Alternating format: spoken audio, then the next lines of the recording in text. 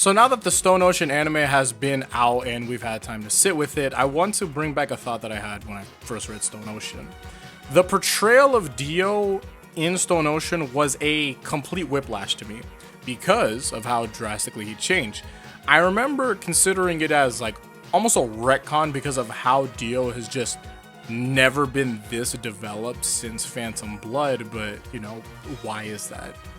In Stardust Crusaders, while our goal is to defeat Dio, the person we're fighting is the idea of Dio, more so than a character who was once human.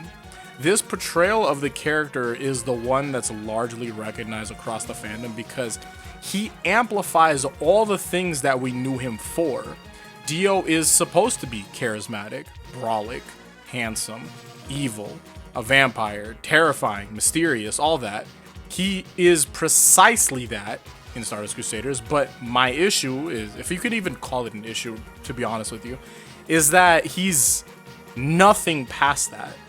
The mission is to go on and defeat Dio. So let's say he's supposed to be stationary, right?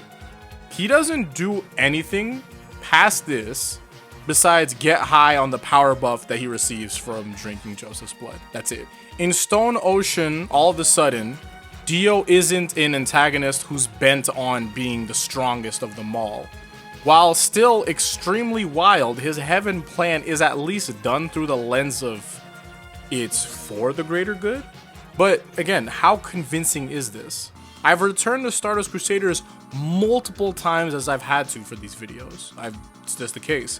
If I were to say that Dio has always been this person, it would take a tremendous amount of convincing to tell someone that this is the case, because that just isn't him.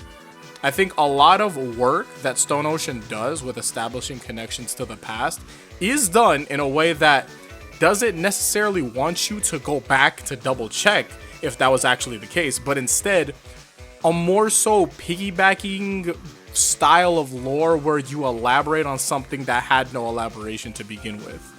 Alongside that, it's easy to make a few counterpoints on why Dio could have possibly been this person. It didn't have that build-up writing that could make a viewer appreciate keeping up with the journey for all this time. Like, yes, Dio has gone from a supposed chill character who's supposed to be maintaining this level head to defeat a bloodline that has been plaguing him for a century. But in the same breath, you know, the battle itself was so close and pushed Dio to a limit that he had not met in a while. So, you know, that would explain why he was so over the top, you know, because he came into contact with his victory, and just the chance of it alone, the possibility of a world with no Joestars in his way, it got him high with ecstasy. It's easy to give reasoning to something like that. Oh, hey, that's why that was, and that's why that is.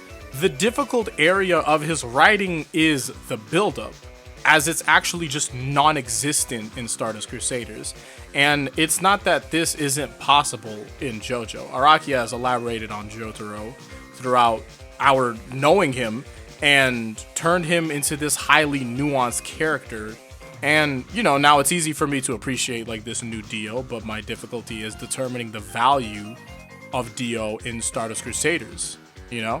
Because at best, this version of Dio is recognized more so as a template for future writing than a villain that I can largely appreciate for his character, as simply being Dio is his character here. Because off script, right? We're going to use him as a template. Oh, hey, we got Diavolo. And that's why the whole thing on part 5 is going on. Oh, the modern Crusaders. Because, hey, look, there's Diavolo, who's basically like Dio, but hey, look how involved he is. Look how much he actually gets into the story. Look how he's in areas where he shouldn't have been. He's in the middle of the story. It's like, oh, wow, we didn't see Dio in the middle of the story, of course. So Araki is able to recognize his, I guess, mishaps with Dio, and he improves on them later on. Now, I will say this is the most Dio I've ever seen him, because he does live up to that new name.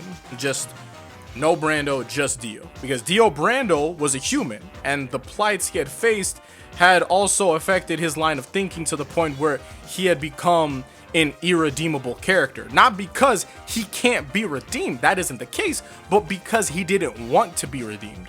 That's why he's irredeemable. Stone Ocean Dio, I get the idea that this is a Dio who had a lot to think about when he was underwater. He's like, oh man, I've been under there for a very long time. His plans of world domination no longer register, and he's looking for something more grand and meaningful. As for Stardust Crusaders Dio, somehow he still exists, I guess? And I'm not exactly sure what we're supposed to do with him, but maybe that's the point. Because maybe Araki understood that as a creator, oh hey, people really did like my antagonist. Maybe I should bring them back for the time being while I work on what I think of what a minor antagonist and what an antagonist is. That is why we got the better character Kira after this, and then we got the better Dio journey with Diavolo. And then finally he topped it off on spinning back with Dio in part 6, elaborating and giving him everything that he needed as a character, but later on, even in his posthumous time. But that's just a theory, a Caleb theory. Thank you all for watching. This is just something I thought about, and hopefully I'll see you all on the next one. Until then, peace out and Godspeed.